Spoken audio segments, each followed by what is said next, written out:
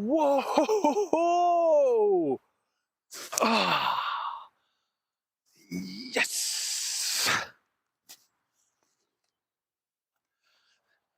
So, this finally marks the point at which we've got all the excess soil and the grass off of the plot. It took some doing, because those who followed previous videos, this was a dumping ground, and over there in the fruit cage it was all grass as well, and we haven't got anywhere on site to actually put all the waste soil, so we ended up having to bag it all up and do 6 or 7 trips taking it all off site.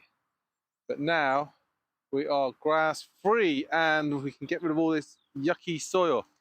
So without further ado, let's get some of this bark spread out and see how it looks.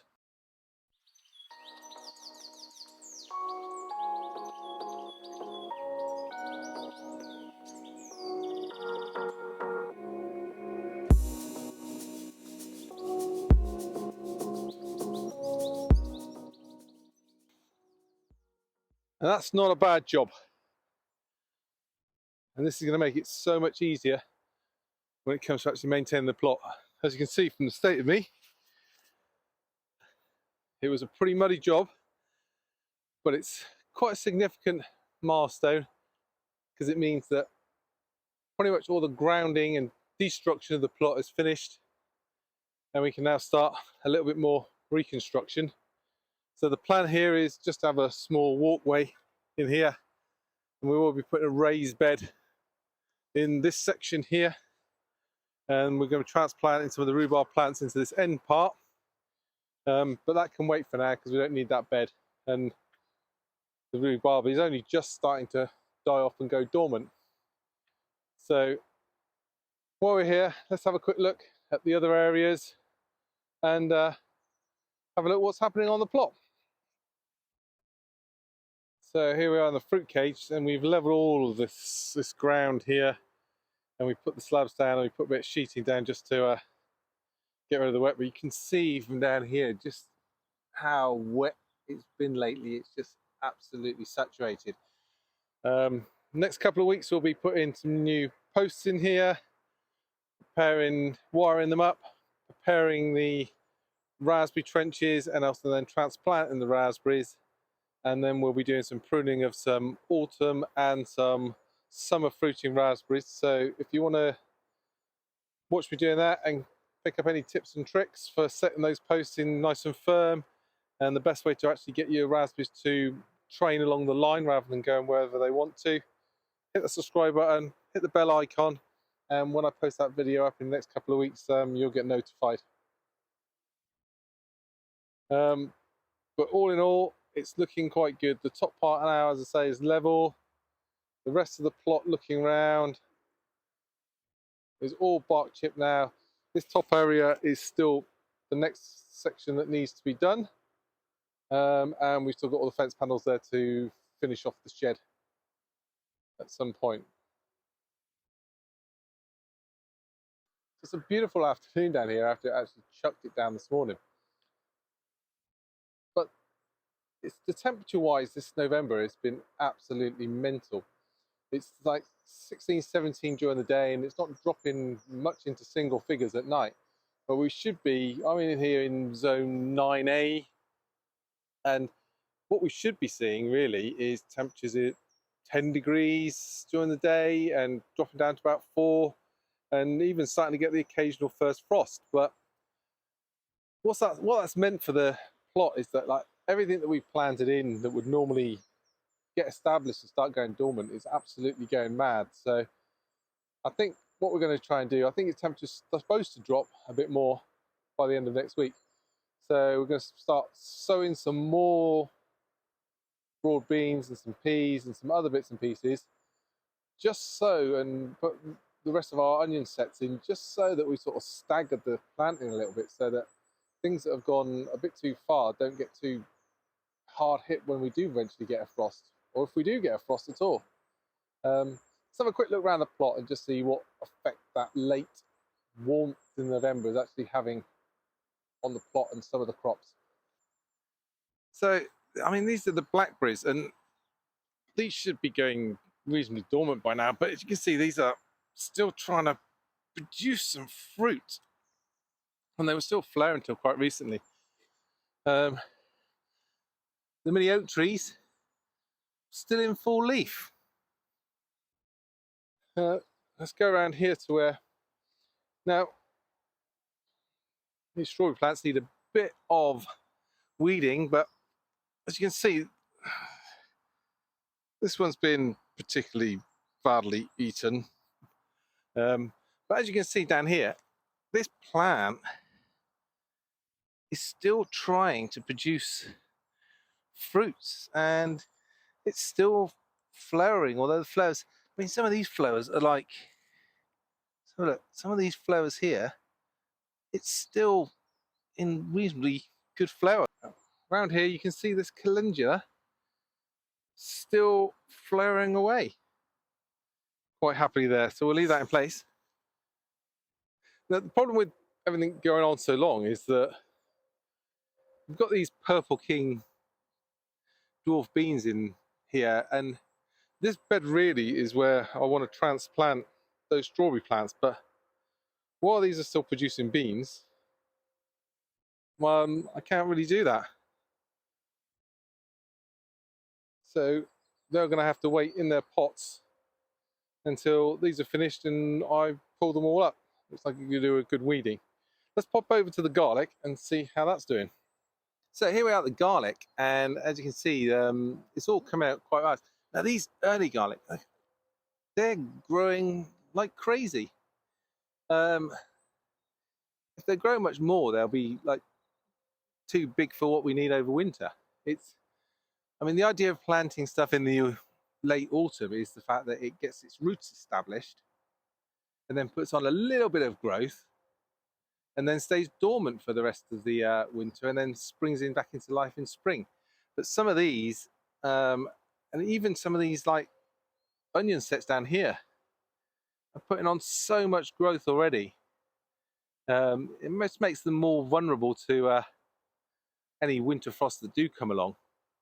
I mean, ideally going into winter, you want to see like over the back there where there's just a small few sprouts coming up, and then they'll sit there. You know, you don't want to see much more than they've got going on over there. And then, as you can see, these ones at this side, they're getting so big that they're sort of starting to break over in the wind, and they're more likely to get damaged from the frost. Coming around, I mean, this is just a lettuce in an outdoor thing. I mean, this is just crazy for this time of year. Well, I know it's protected by its cold frame, but look at the abundance of lettuce leaves and rocket in there. Another sign of this is the fact that these are the asparagus that we put in. Now, normally at this time of year, you'd expect to be seeing these going yellow and dying off.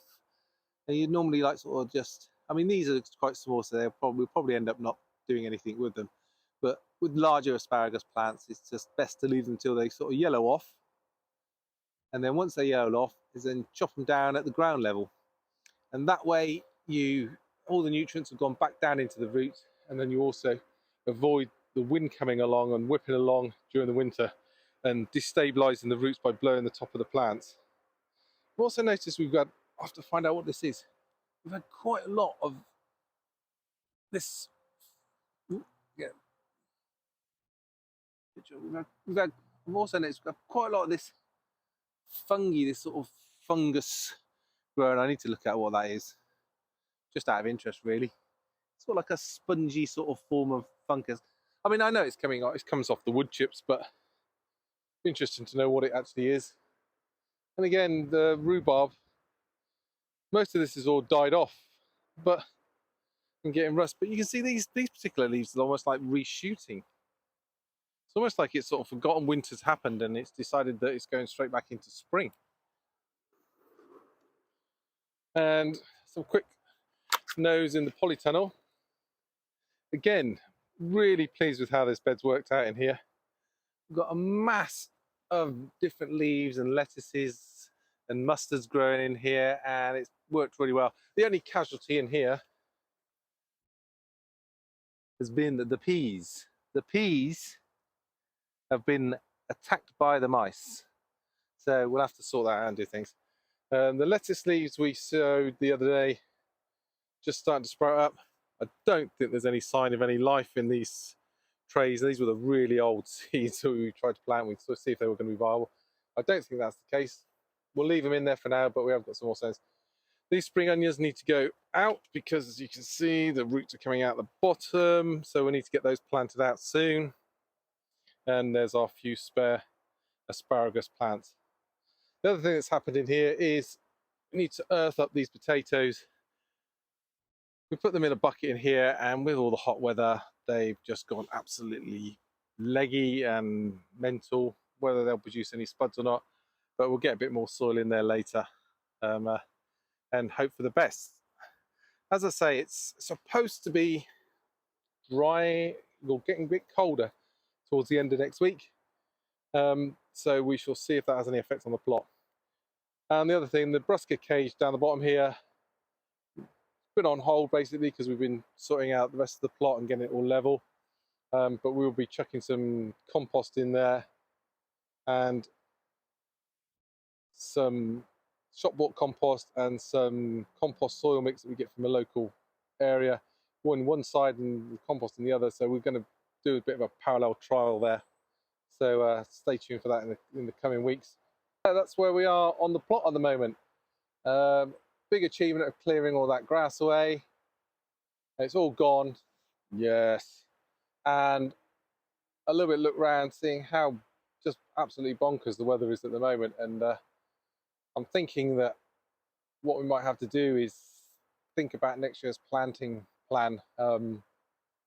Traditionally, it's sort of you plant a few things now, leave it through, and then it's not until probably late March, early April that the planting and sowing starts in earnest. But I'm thinking that potentially this year we might have to stagger the planting, starting even earlier, maybe even the beginning of sort of March, depending on what the weather looks like, really, because at the moment, the way that it stands, it's like looking like a really mild winter that we're heading into. I've seen various predictions say we're going in for a really hot, really cold snap, but all indications so far is that it's a lot warmer than it used to be, which is quite ironic, really, being at COP27 this week.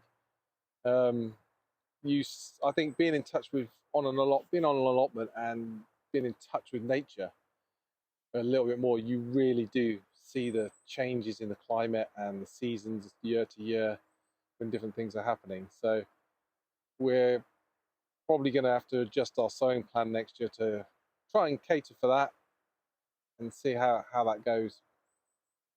So that's all from me from plot 35A, and we'll catch you next time. Stay safe, be happy, and try and keep yourself dry in all this rain we're having. See you later.